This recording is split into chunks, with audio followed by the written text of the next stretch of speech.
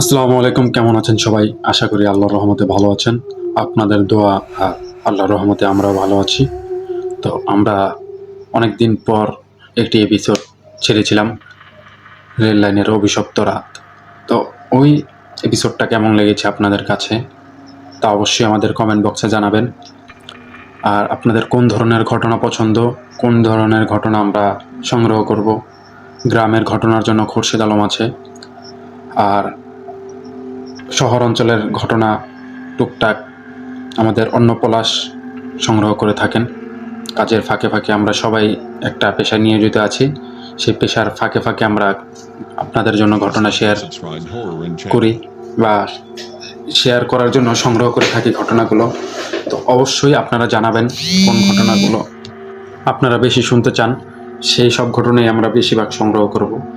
আর কিছু black magic টাইপের ঘটনা আমরা সংগ্রহ করতেছি। আর আজকে আমি একটা ঘটনা সংগ্রহ করেছি, তা হলো আমাদের বলতে আমার এক ফ্রেন্ডের বড় ভাইয়ের ঘটনা। সে আফ্রিকার একটা দেশে কর্মরত ছিল, সেখানকার তার বন্ধুর কাছ থেকে এই ঘটনাটি সে সংগ্রহ করেছে। তার বন্ধুর সাথে ঘটনাটি ঘটেছিল। তো যেভাবে উনি আমার বন্ধুর কাছে শেয়ার করেছে, আমার বন্ধু যেভাবে বলেছে, আমার বন্ধু তার বড় ভাইয়ের যে ফ্রেন্ডটা শেয়ার করেছে আফ্রিকার, তো সেরকমভাবেই বলার চেষ্টা করেছে, আমিও সেইভাবেই শেয়ার করছি। আসসালামু আলাইকুম, আমি আরিফ ছদ্মনাম। তো আমি যে ঘটনাটা শেয়ার করছি সেটা আফ্রিকার একটা দেশের ঘটনা, আমি কোনো নাম বলবো না। আর বেশিরভাগ যারা আফ্রিকার ঘটনা জানেন, আফ্রিকার মানুষ সম্পর্কে জানেন, তারা অবশ্যই জানেন যে সেখানে অনেক কালো জাদুর বিদ্যা চর্চা হয়। তো কথা আর বললাম না, তো আমি সরাসরি ঘটনায় চলে যাচ্ছি। তো আমি একটা এলাকায় থাকতাম, আমার একটা ফ্রেন্ড অন্য এলাকায় থাকতো। তো এলাকা বলতে মনে করেন একটা গ্রাম। তো যেহেতু আফ্রিকার বেশিরভাগ গরিব অঞ্চল, সেক্ষেত্রে গ্রাম বললেই চলে। একটা শহর থেকে আরেকটা শহর, এখানে গাড়ি ঘোড়া কম, ইটের রাস্তা বা মাটির রাস্তায় বেশি। তো ওখানে ও যেই গ্রামে থাকে বা যে অঞ্চলটায় থাকে, সেখানে যাইতে হলে একটু একটা তার আগে মনে করেন আমার যেই গ্রামটা, ওই গ্রামের পরে একটা পুরা একটা গ্রাম নিয়েই একটা মনে করেন ফ্যাক্টরি। তো মূল ঘটনা এই ফ্যাক্টরিটা নিয়েই। তো ফ্যাক্টরিটা এত বড়, প্রায় একটা গ্রাম বললেই চলে। ওটা একটা গ্রাম নিয়েই মনে করেন একটা ফ্যাক্টরি, পুরো চারদিকে বাউন্ডারি করা। তো ওরা এভাবে এই ফ্যাক্টরি করেছে। তো বাউন্ডারি করা ইসের পরে যা হলো, আমার বন্ধু যেখানে থাকে সেখানে আর ওইখানে থাকে, পরের গ্রামে থাকে, ওই গ্রামের পরের গ্রামে থাকে। তো আমার বন্ধু আমাকে বলেছিল যে দেখা করার জন্য। তো আমিও ভাবলাম যে আমার কাম শেষ করে আমি রাত্রে 8টার পরে বের হব। তো সচরাচর অন্যান্য গ্রামে গেলে তো এরকম সমস্যা হয় না, তো আমিও ভাবলাম যে কোনো সমস্যা হবে না। তো সেই উদ্দেশ্যে আমি বের হয়েছিলাম। আমার ফ্রেন্ডের গ্রামে যেতে হলে রাস্তা হলো দুইটা, একটা হলো ওই ফ্যাক্টরির ভিতর দিয়ে, যেটা 15-20 মিনিট সময় লাগে আর কি। আর যদি অন্য রাস্তা দিয়ে যেতে হয় ওই ফ্যাক্টরিটা পার হয়ে, তাহলে প্রায় ঘন্টা 1 ঘন্টা 10-15 মিনিটের মতো লাগে। যেহেতু পুরো একটা গ্রাম ঘুরে যেতে হয়, সেজন্য অনেকটা সময় লাগে। তো আমি ভাবলাম যেহেতু আমি যাচ্ছি, তো সেক্ষেত্রে আমি ফ্যাক্টরির ভিতর দিয়েই চলে যাই, যেই বলা সেই কাজ। তো আমি আর কোনো কিছু না ভেবে ফ্যাক্টরিতে প্রবেশ করলাম। ওইখানে সচরাচর দিনের বেলা প্রচুর লোক যাতায়াত করে, কারণ ওইটাই মনে করেন সহজ রাস্তা, সেজন্য। তো আমি ওই রাস্তায় প্রথম যখন ঢুকলাম, এর আগে আমি কোনোদিনও ওই ফ্যাক্টরিতে ঢুকিনি। তো পুরাটাই বাউন্ডারি দেওয়া, তো রাস্তা মনে করেন একটা গেট আছে, গেট মনে করেন রাত দিন 24 ঘন্টাই খোলা থাকে। আর ওইখানকার যে মেন মালিক, সে কখনোই মনে করেন ওইখানে যায় না বললেই চলে। হয়তো বা মনে করেন 2 বছর 5 বছরে একবার যায়, আবার চলে আসে। তো উনি ওইরকম সচরাচর আসে না। যা দেখে মনে করেন 2-3 জন ম্যানেজার রাখা আছে ওই পুরা ফ্যাক্টরিটা কন্ট্রোল করার জন্য। ফ্যাক্টরি বলতে ওইখানে ফ্যাক্টরিতে প্রায় 100 থেকে 150 জন লোক কাজ করে। 100 থেকে 150 লোক কাজ করে। কি কাজ করে কেউ তখনও জানতো না এই ঘটনাটা ঘটার আগ পর্যন্ত। আর ওইখানে মনে করেন ওই 100-150 জনের জন্য যা যা মনে করেন বাজার, তারপরে যা যা করণীয়, বাজার, কাপড় চোপড়, খাবার দাবার সব ছিল ওই ফ্যাক্টরিটার ভিতরে। ফ্যাক্টরিটা যেহেতু পুরা একটা গ্রামের মতো, গ্রামের এরিয়া নিয়ে, তো ওইখানে সব কিছুই করা হতো। এই 150 জন মানুষই মনে করেন ওই 150 জন মানুষের জন্য মনে করেন ওরা খাবার, তারপরে জামা কাপড় যা লাগে মনে করেন পুরো একটা ইসের মতো। ওই ভান্ডারের ভিতরটা মনে করেন আলাদা একটা পৃথিবীর মতো, ওইখানেই মনে করেন আলাদা একটা জগৎ। তো ওইখানে যারা থাকতো, আমি প্রথমে যখন ঢুকি গেট দিয়ে ঢুকার পর তো রাত দিন 24 ঘন্টায় খোলা থাকে, যাতে মানুষ যাতায়াত করতে পারে। কিন্তু 8টার পরে মনে করেন সচরাচর ওইখান থেকে মানুষ যাতায়াত করে না, কারণ অনেকেই শুনছে এখানে ভয়ানক কিছু দেখা গেছে, বা ওই যারা ভিতরে ঢুকে বন্ধ করে রাখে। আর ওনাদের মূল উদ্দেশ্য হলো মনে করেন রাতের ইসের পরে যারা যায় তাদের অন্যরকম একটা হ্যারাসমেন্ট হয়, বা অনেকে আছে মনে করেন কোনো খোঁজ খবর পাওয়া যায় না ওদের, এরকম 2-1টা ঘটনা আছে। তো ফ্যাক্টরি কর্তৃপক্ষ জানায় যে আমাদের এখানে কেউ আসে নাই বা এরকম কিছু, তবে অনেকে যারা গেছে তারা তো আর ফিরে আসেনি, তাদের থেকে তো আর খোঁজ পাওয়া যায়নি যারা কোথায় গেছে। তো আমার আর অত কিছু আমি মাথায় না নিয়ে আমি মনে করেন সোজা হাঁটাহাঁটি শুরু করি, সোজা হাঁটি। তো প্রথমে ঢুকতেই মনে করেন আমি বর্ণনা দিই যে প্রথমে ঢুকতেই ফ্যাক্টরিটা প্রায় কতটুক বিশাল বললেই চলে, মনে করেন অনেক বড় একটা ফ্যাক্টরি। মনে করেন যে ফ্যাক্টরি বলতে মনে করেন একতলা একটা শেড, যে 2তলা 3তলা এরকম না, পুরো একতলা একটা শেড, প্রায় 10-15 হাজার স্কোয়ার ফিটের মতো হবে, 15 হাজার বেশি হবে, 15-18-20 হাজার স্কোয়ার ফিট। এত বড় ফ্যাক্টরি আমি মনে করেন আগে পর আর দেখিনি। পুরাটাই মনে করেন চাল, মনে করেন একতলা ফাউন্ডেশন করা ওরকমভাবে। উপরে ছাদ বলতে মনে করেন ওই যে শেডের মতো, উপরে টিন দিয়ে করা। তো আমি প্রথমে ঢোকার পরে পরবর্তীতে ওই এরিয়াটা পার হওয়ার পরে ওই ফ্যাক্টরিটা পার হওয়ার পরে কিছু গাছগাছালি ছিল। তো গাছগাছালি থাকার পরে মনে করেন নানান ধরনের গাছ, মনে করেন ওই যে বললাম যে মনে করেন আলাদা একটা পৃথিবী। এখান থেকে কখনো বাইরে যে খাবার দাবার ওইরকম কিছু কিনা লাগে না, মনে করেন ফল গাছ, তারপরে সবজি গাছ, তারপর যেই ধরনের গাছ আছে সেই ধরনের গাছ লাগানো আছে। মনে করেন ওই দেশের যেই প্রধান খাবারগুলো সেই রকম গাছগুলো লাগানো আছে। পরবর্তীতে হলো তাদের কোয়ার্টার বলতে মনে করেন আপনারা তো জানেন যেখানে তারা থাকে। তো ওইখানে ওনাদের থাকার ব্যবস্থা আছে 1-150 মানুষের জন্য। যখন আমি ওই কোয়ার্টারের ভিতরে ঢুকি প্রায় 8টার পরে, যেহেতু ঢুকছি 8টা 5-7 না 10-15 মতো বাজে। তো তখন ঢোকার পরে মনে করেন মানুষগুলো কীভাবে জেনে আমার দিকে তাকিয়ে আছে যে আমি হয়তো বা অন্য জগৎ থেকে আসছি বা অন্য কোথা থেকে আসছি, এরকমভাবে মনে অদ্ভুতভাবে আমার দিকে তাকিয়েছে। আমি ওরকমভাবে করলাম না। তো হুট করে কিছু মানুষ কোয়ার্টার, মনে করেন রাস্তাটা ছিল এমন, মনে করেন 2 পাশে রুম, মাঝখান দিকে যাওয়ার রাস্তা, ওইগুলো মনে করেন একতলা বলতে মনে করেন শুধু নিচে উপরে শেডের মতো, উপরে টিন আর নিচে মনে করেন ঘর, তো ওরকম ছিল। তো আমি আর কোনো কিছুই করিনি। তো তখন ওনারা একজন লোক আমাকে মনে করেন টান দিয়ে ঘরের ভিতরে ঢুকিয়ে দিল। তো আমিও তো অবাক হয়ে গেলাম যে কি হচ্ছে আমার সাথে।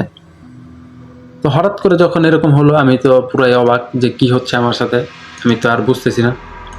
তো যখন আমাকে ঢুকানোর পরে মনে করেন হুট করে মনে করেন ঘরের ভিতর দেখি, মনে করেন এমন টাইপের, মনে করেন ব্ল্যাক ম্যাজিক টাইপের, যে ওই যে কি বলে, ওই যে ছাগলের মাথা, কঙ্কাল, তারপরে কিছু পশু পাখির মাথা, তারপর মৃত ছাগল, তারপর অনেক টাইপের ব্ল্যাক ম্যাজিকের অনেক কিছুই আছে। তো আমি আর ওরকমভাবে করি না।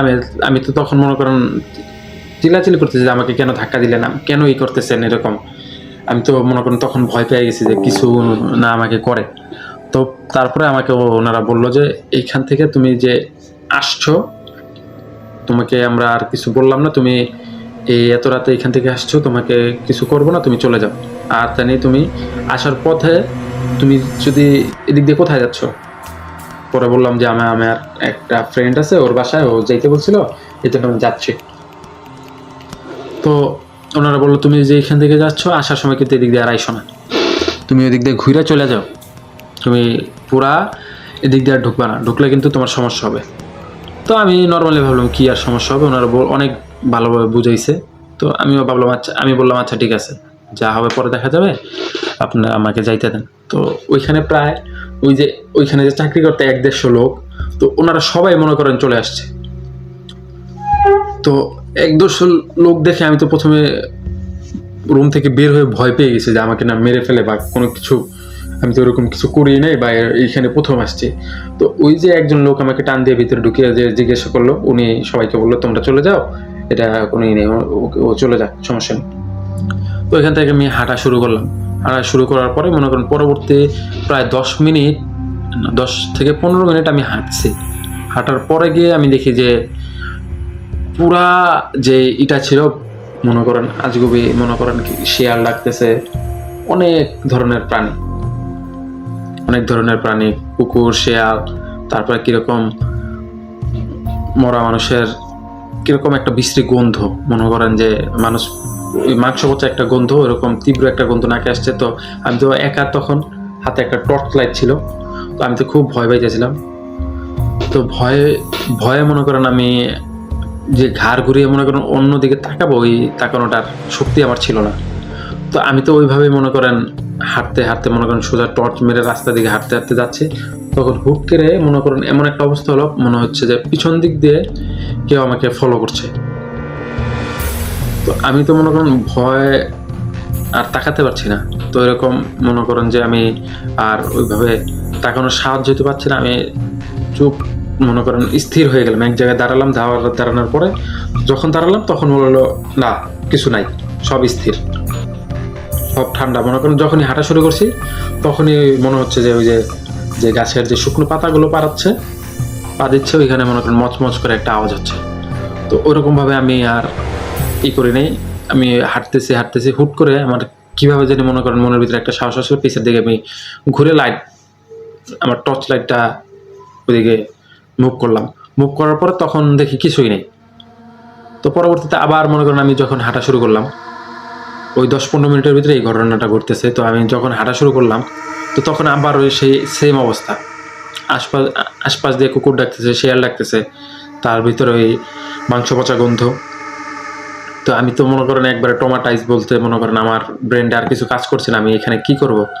তো যেহেতু ওই মানুষগুলো বলছে যে কিছু হবে না, আমি ওই রকমভাবেই হাঁটতেছি। তখন হুট করে মনে হলো আমার পাশ দিয়ে মনে করেন একটা ঠান্ডা একটা হাওয়া চলে গেল। তো কিন্তু তখন কিন্তু পুরা গরমের সময়, সামার টাইম বললেই চলে কি সামার টাইমই। তো ওইখান থেকে পুরা বাতাস চলে গেল, ঠান্ডা একটা বাতাস। তো আমি হুট করে মনে করেন ওদিকে মনে করেন ঘোরার আগে দেখি মনে করেন একটা ছায়ের মতো কি জানি চলে গেল। তো তখন তো আমার ভিতরে আরো ভয় জেগে বসলো। তো আমি আর তখন কিছু না ভেবে মনে করেন যে হাঁটা শুরু করলাম সোজা জোরে। তো যত জোরে হাঁটছি তত জোরে মনে করেন আওয়াজটা আসতেছে বলতে মনে করেন আমি যত গতিতে হাঁটতেছি তত গতিতেই মনে করেন করছে। যখন থামছি তখন মনে করেন ওই শব্দটা থেমে গেছে। যখন মনে করেন এক পা দেয় তখন আর ওই এক পার শব্দ পিছন থেকে আসছে। তো তখন তো আমি তো পুরা ভয়ের ভিতরে আছি যে কি না কি হয়। তখন কোনো মতে মনে করেন ওই যে গেটটা পর্যন্ত পৌঁছে, তো ওইখানে একটু লাইট দেওয়া ছিল যে গেটের ওইখানে। আমি তো পৌঁছানোর পরে মনে করেন আমি ওইখানে গার্ডকে জিজ্ঞাসা করলাম এখানে কোনো সমস্যা আছে। গার্ড তো বললো আপনি এখান থেকে আসছেন, কোথা দিয়ে আসছেন, এখান দিয়ে আপনি আসতে বলছে কে, ভিতর থেকে নিষেধ করেনি। পরে বললাম এরকম আমি আমার ফ্রেন্ডের কাছে যাচ্ছি। তো ওনারা বললো যে এরপর না আসলে হবে। তখন গার্ড বললো আচ্ছা ঠিক আছে, আপনি যান, আপনার কোনো সমস্যা হবে না, আপনি যান, আপনার কিছু হবে না, আমি যা করছি। তো গার্ডও হয়তো বা কিছু জানে, যেহেতু ওইখানে মনে করেন ওই 150 লোকের ভিতরে গার্ডটাও মনে করেন বছরে একবার বাড়ি যাইতে পারতো, ফ্যামিলির কাছ থেকে পুরো বিদায় নিয়ে আসতো যে যদি বাড়ির থেকে ওইখান থেকে ফিরি তাইলে তো ফিরলাম, নাইলে মারা গেলে আপনারা মাফ করে দিন। ওইখানকার লোকগুলো যারা ছিল তারা কিন্তু মনে করেন অন্য গ্রাম থেকে আসছিল, যারা মনে করেন ওই যে গ্রামটা বললেই চলে শহরের মতো, শহরের পাশে মনে করেন মাঝখানে, দুই পাশে দুইটা মনে করেন শহর, মাঝখানে ওই গ্রামটা, আমি আগেই বলেছি। তো মনে করেন দূর অঞ্চল থেকে মনে করেন আমাদের এখান থেকে মনে করেন যে রংপুর থেকে চট্টগ্রাম যায় মনে করেন জব করতেছে, প্রায় 400 কিলোর মতো। কক্সবাজার এরকম জায়গায় জব করতেছে, মনে করেন অনেক দূর দূর থেকে আসে। আর আফ্রিকার অবস্থা তো বুঝিনি, মনে করেন গরিব একটা রাষ্ট্র, ওইখানে যাতায়াতের খুব কষ্ট, আর মনে করেন টাকা পয়সারও খুব অভাব। তো অন্যরা কিছু না ভেবে এরকমভাবে বলে আসতো যে বছরে একবার বা 2 বছর 5 বছর পর পর একবার বাড়িতে যেত। তো ওইখান থেকে গার্ডকে বলে আমি মনে করেন বের হলাম। বের হওয়ার পরে আমি মনে করেন আমার ফ্রেন্ডের বাসায় গিয়ে মনে করেন ফ্রেন্ডের সাথে সব কিছু শেয়ার করলাম যে ওইখানকার লোকেরা এইভাবে বলছে, আর গার্ডও এইভাবে বললো, আর আসার সময় আমার সাথে এই কোনো একটা ছায়া মূর্তি আমি দেখেছি, আর আমি হাঁটছি, আমার হাঁটার সাথে সাথে এরকম পায়ের একটা আওয়াজ হচ্ছে।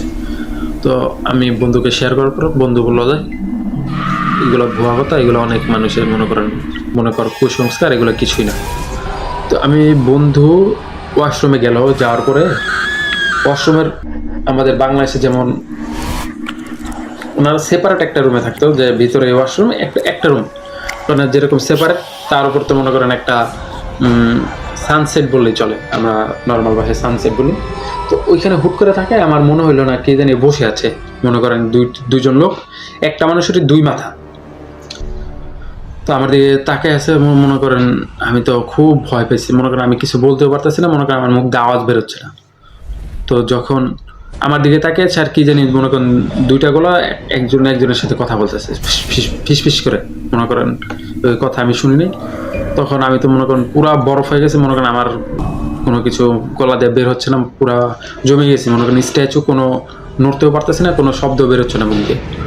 তো কিছুক্ষণ পরে আমার বন্ধু ওয়াশরুম থেকে যখন বেরোলো, হুট করে দেখি মনে করেন আমার শরীরটা আগের মতো হয়ে গেল, নর্মাল হয়ে গেল, আর উপর থেকে দেখি ওই মানুষটা উধাও।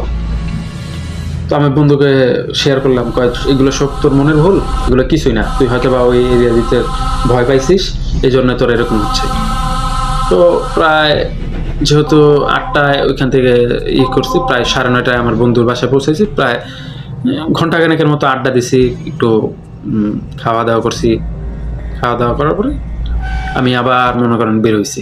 তো যেহেতু প্রায় 9টা, 9:30, 10টার কাছাকাছি বেজে গেছে, তো আমি ভাবলাম যেহেতু ওদিকটা ঘন্টাখানেকের বেশি লাগবে, আর এদিকে একটু তো পশু পাখি মনে করেন যে হিংস্র প্রাণীদের ভয়, সেজন্য আমি আর করলাম না, ওই রাস্তাটা নিলাম না, যে পুরা গ্রাম ঘুরে ওই ফ্যাক্টরির এরিয়াটা ঘুরে আমি চলে যাব।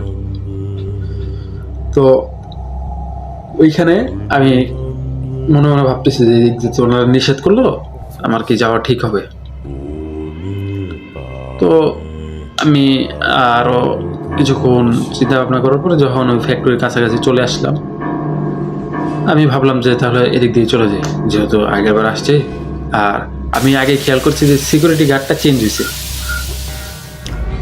সিকিউরিটি গার্ডটা চেঞ্জ হওয়ার পরে আমি ঢুকলাম। ঢোকার পর উনি বললো যে এত রাত্রে আপনি কোথা থেকে আসছেন, কোথায় যাবেন, জিজ্ঞাসা করলো। জিজ্ঞাসা করার পর আমি বললাম যে এরকম এরকম, আমি তো আমার ফ্রেন্ডের বাসায় ছিলাম, আমি এখন আমার বাড়িতে যাবো। আমি আর বলি নাই যে এর আগে আমি আসছি, আমাকে নিষেধ করছে, কারণ যদি আমি বলি তাহলে তো আমাকে আর ঢুকতে দেবে না।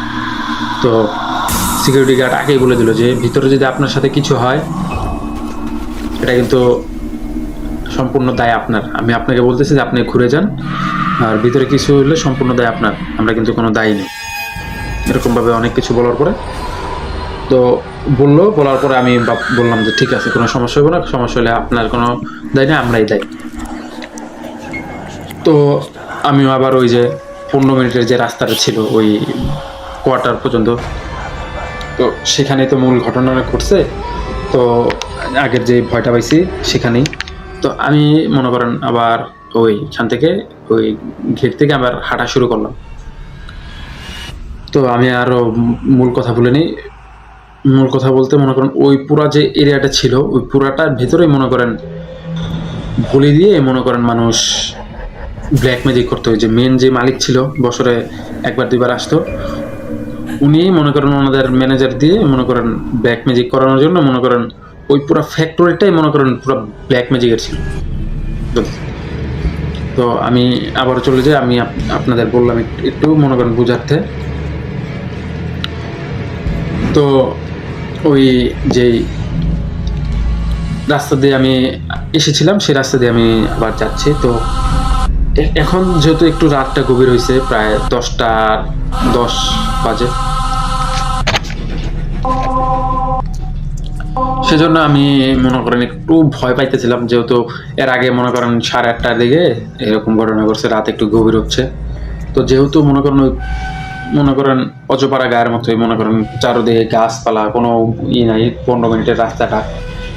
আর বাংলাদেশের দেশ গ্রামে যারা থাকে তারা তো বুঝেই যে 10-15 মিনিটের অজপাড়া গা, কেউ নাই, কোনো শুনশান একটা জায়গা, কোনো মনে করেন আওয়াজ দেয়। তো আমি মনে করেন সেই আগের এই কুকুরের ডাক, পচা মাংসের ঘ্রাণটা, আর সেই শিয়াল কুকুরের ডাক, আর তার আমি ওই এই গেটের আলো পার হতেই মনে করেন আবার সেই মনে করেন আওয়াজটা শুরু, আমার পিছে পিছে কেউ হাঁটতেছে। এবার আরো মনে করেন ভয়টা বেশি হয়েছে, কারণ মনে করেন পিছন দিয়ে হাঁটতেছে, আবার মনে করেন একটু দূরেই মনে করেন আশপাশ দিয়ে দৌড়াইতেছে। মনে করেন আগের যে এটা ছিল তার থেকে মনে করেন এবার বেশি শুরু হলো। আমি তো মনে করেন ভয়ে অনেক ভয় পাইতেছি, কারণ আগে মনে করেন যে শুধু পাতা পারনের মচমচ যে শব্দটা, সেই শব্দটা আসতেছিল। আর এখন ওই যে মনে করেন যে আমার পাশ দিয়ে একটা ঠান্ডা হাওয়া বয়ে গিয়েছিল, সেরকম মনে করেন অনবরত মনে করেন কিছুক্ষণ পর পর 2-4 সেকেন্ড পর পরে মনে করেন ঠান্ডা হাওয়া আসতেছে, অথচ গাছের কোনো পাতা নড়তেছে না, আমি লাইট মেরে দেখতেছি। আর এরকম আমি তো আগের বার যেহেতু গেছি, আমার একটু ভিতরে সাহসটা কাজ করতেছিল। তো আবার মনে করেন আশপাশ দিয়ে মনে করেন কোনো মানুষ হাঁটাচলা করতেছে, দৌড়াইতেছে, মনে করেন ছায়ার মতো দেখা যাচ্ছে। আমি যখনই মনে করেন ডান পাশ দিয়ে মনে করেন কিছু চলে যায়, আমি লাইটটা তার দিকে মারার পরও মনে করেন দেখা যাচ্ছে না। তো আমার ভিতরে তো মনে করেন আরো ভয় বেশি হচ্ছে। আর কিরকম জানি মনে করেন একটা মন্ত্রর মতো একটা আওয়াজ শুনতেছিলাম, যে দূর থেকে মনে করেন আমাকে মনে হইতেছে আমাকে কেউ ডাকতেছে। এরকম মনে করেন মন্ত্র পড়তেছে, আমার মনে হচ্ছে ভিতর থেকে যে তুই ওইখানে যা, ওইখানে তোর ভালো কিছু হবে, তোর মনের আশা পূর্ণ হবে, এরকম কিছু বলতেছে। তো আমি ঠিক ওইরকম ভাবে মনে করেন আস্তে ধীরে মনে করেন আমি যতই মনে করেন আওয়াজটা আসতেছে, আমি চোখ বুঝে মনে করেন নিজের ভিতরে একটা ইসের শব্দ করতেছি যে না, যত যাই হোক, আমার যত যেভাবে হোক আমি দৌড়াইতে হবে। তখন হুট করে আমি পিছন থেকে আবার মচমচ আওয়াজটা আসতেছে পিছনে, মনে করেন যখন আমি সাহস নিয়ে আমি তাকাইতে পারতেছিলাম না, যখন আমি সাহস নিয়ে তাকানোর পরে দেখি যে একটা বিভৎস চেহারার একটা মনে করেন মানুষ টাইপের, মানুষ তো না, মনে করেন মানুষের থেকে প্রায় 8-10 ফিট লম্বা একটা মানুষের মতো নেই, কিন্তু ওটার মনে করেন যে চোখগুলো মনে করেন আগুনের মতো, চোখগুলো প্রায় একটা টেনিস বল আছে না, টেনিস বলের মতো 2টা চোখ, এক একটা চোখ টেনিস বলের মতো। তার দাঁত দিয়ে মনে করেন লালা ঝরতেছে, মনে করেন তাও লালার কালারটা মনে করেন রক্তাক্ত, মনে করেন রক্ত ঝরতেছে। আর চুলগুলো মনে করেন সামনের দিকে ঝুলতেছে, সাদা কালার চুল। তো ওটা মনে করেন শরীর স্বাস্থ্যটা এতটাই মোটা, মনে করেন আমরা তো নর্মালি একজন মানুষ সাইটে কয় ইঞ্চি, 22 ইঞ্চি 24 ইঞ্চি এরকম।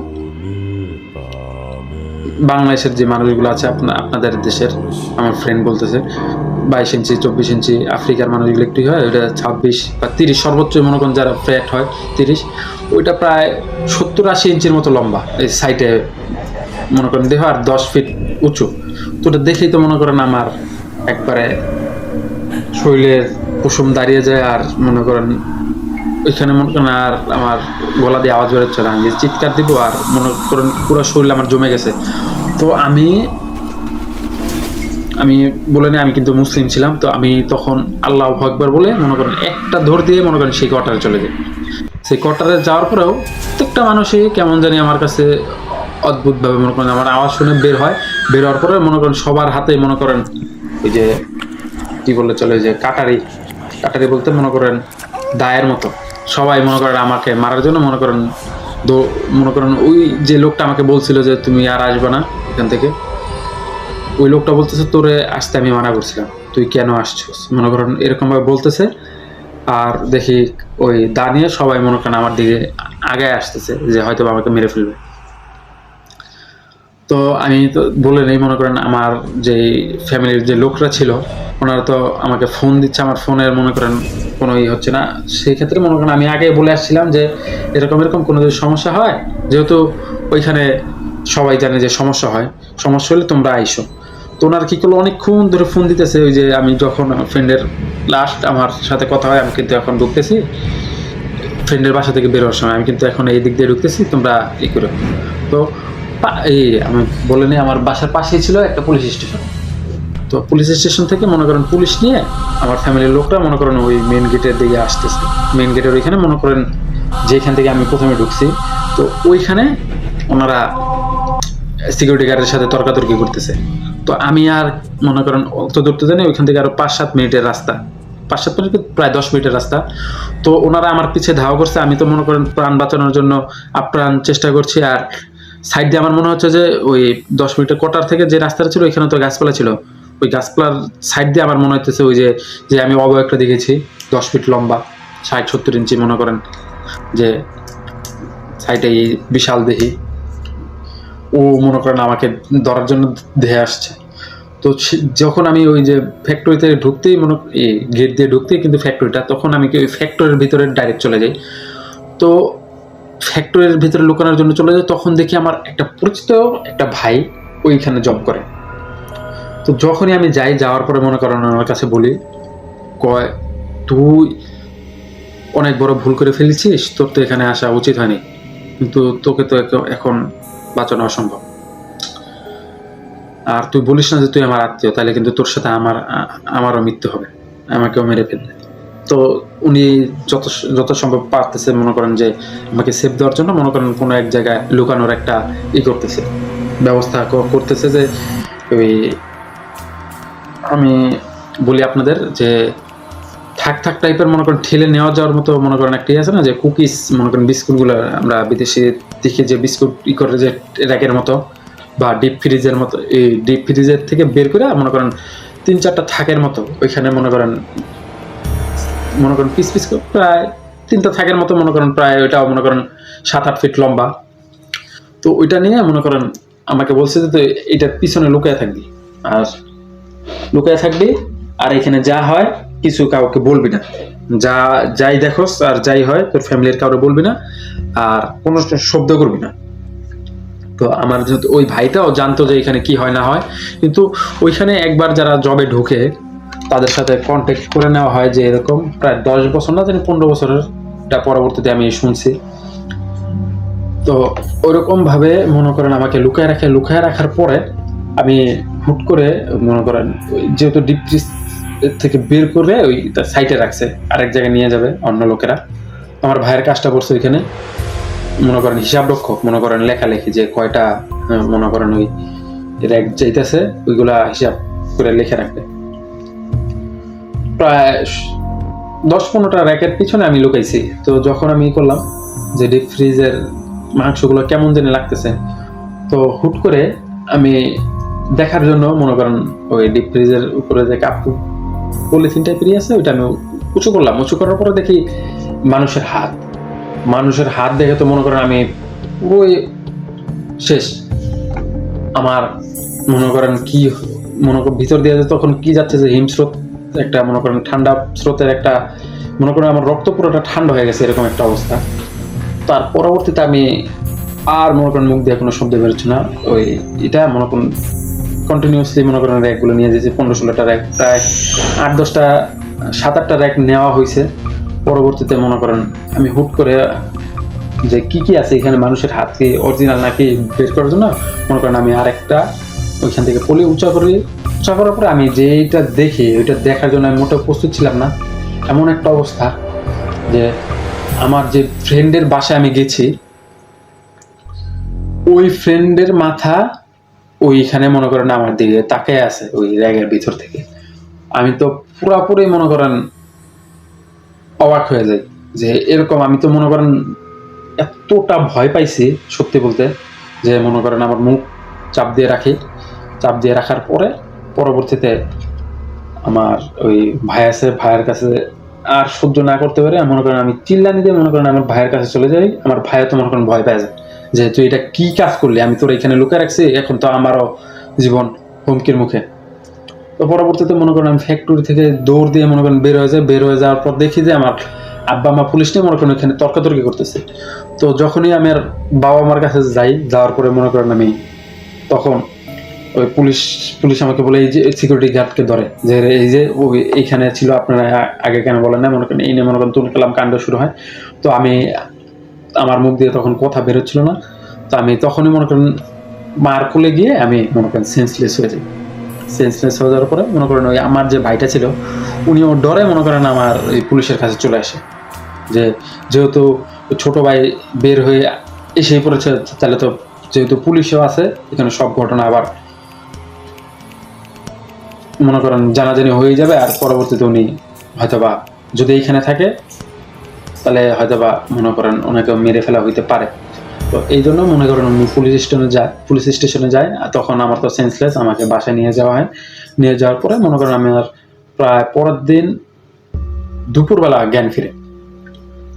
পরের দিন বেলা জ্ঞান ফেরার পরে তো আমি বাবা মার জিজ্ঞাসা করি যে বাবা মা জিজ্ঞাসা করে তুই কি দেখছিস এরকম এরকম। আমি তো বললাম যে এরকম আমি যে ফ্রেন্ডের বাসায় যাওয়ার কথা বলছিলাম তোমাদের, ওই ফ্রেন্ডের আমি মাথা দেখছি এখানে।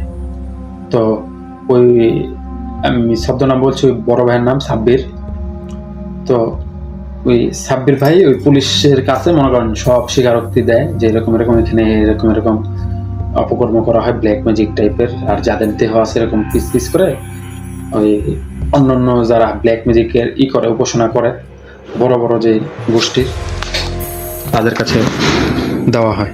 আর তারা এই দেহগুলো মনে করেন সুস্বাদুভাবে মনে করেন খাওয়ার জন্য গ্রহণ করে খায়। ওনারা সিক্রেট সোসাইটির যে লোকগুলো আছে ইলুমিনাটির, আর যারা ব্ল্যাক ম্যাজিক করে তারা মনে করেন এখান থেকে এই মানব দেহটি খাওয়া দাওয়া করে। তো পরবর্তীতে এখানে এক্সপোজ হয়ে যাওয়ার পরে পরবর্তীতে সরকার বলতে মনে করেন পুলিশ যাদের বলা হয় তারা বড় কোনো অ্যাকশন নিতে পারেনি, এখন ওই ফ্যাক্টরিটা আছে। তো যেহেতু সরকারও এর সাথে জড়িত ছিল ব্ল্যাক ম্যাজিকের, তো এতটুকুই আমি বলি। এরপর থেকে আমি আর কখনোই মনে করেন ওই দিকে আর যাই নাই। আর আমার ফ্রেন্ডের বাবা মার সাথে যোগাযোগ করি, ওনার বলা হয়তো ওনারা বলে যে আমার ছেলে তো প্রায় কয়েক মাস ধরেও ওর কোনো খোঁজখবর পাওয়া যায় নাই। তো আমি তো শুনে হতবাক যে আপনার ছেলে তো এরকম আমাকে মেসেজ দিছিল, ফোন দিছিল, ওর সাথে কথা বলে আমি গিয়েছিলাম। তো হয়তোবা ওর কোনো কারিন জিন বা কোনো কিছু মনে করেন এইভাবে ফোন দিয়ে আমাকে করছিল। তো এই ছিল আমার কাছে আজকের ঘটনা। তো ভবিষ্যতে আমি আরও ঘটনা বলতে চাই, বাংলাদেশের যত শ্রোতারা আছে তারা জানি শুনতে পারে আমার ঘটনাগুলো, এই জন্য আমি বলতে চাই। আর আফ্রিকার যে অনেক ঘটনা আছে তা খুব মর্মান্তিক ঘটনা, আফ্রিকায় খুব ব্ল্যাক ম্যাজিক হয়, তা আপনারা অবশ্যই জানেন। আর এই বলে আজকে আমি বিদায় নিচ্ছি। আল্লাহ হাফেজ, আসসালামু আলাইকুম রহমতুল্লাহি ওয়া বারাকাতুহু। এই বলে উনি তার ঘটনাটা শেষ করেছিল। আমার ফ্রেন্ডের বড় ভাইয়ের বন্ধু আফ্রিকার উনি। তো ঘটনাটি আপনাদের কেমন লেগেছে অবশ্যই জানাবেন। আর আফ্রিকার যদি ঘটনা ভালো লেগে থাকে অবশ্যই কমেন্টে বলবেন, তাহলে আমি ওনার কাছ থেকে আরও ঘটনা সংগ্রহ করার চেষ্টা করব। আর আপনারা চাইলে আমাদের মেইলে অবশ্যই ঘটনা পাঠাতে পারেন। মেইলটা হলো majraterভৌতিকতা@gmail.com, যার স্পেলিং আমাদের ডিসক্রিপশনে দেওয়া আছে, অবশ্যই দেখে আপনারা পাঠাতে পারেন। আপনাদের রেকর্ড করা কোনো ঘটনা বা লিখে পাঠানো ঘটনা আমরা অবশ্যই শেয়ার করব। আমরা চাই আপনারা বেশি বেশি আমাদের চ্যানেলটি শেয়ার করে দিন। আপনাদের পরিবার, ফ্রেন্ড যারা আছে, আমরা চাই আমাদের ফ্যামিলিটি অনেক বড় হোক, ভবিষ্যতে অনেক অনেক মানুষের ভালোবাসা অর্জন করুক, আর ভবিষ্যতে মানুষের জন্য কাজ করতে চাই। আপনারা অবশ্যই আশা করি পাশে থাকবেন। এই বলে আজকে বিদায় নিচ্ছি মাঝরাতের ভৌতিকতা থেকে, যেখানে ভয় সত্যি হয়।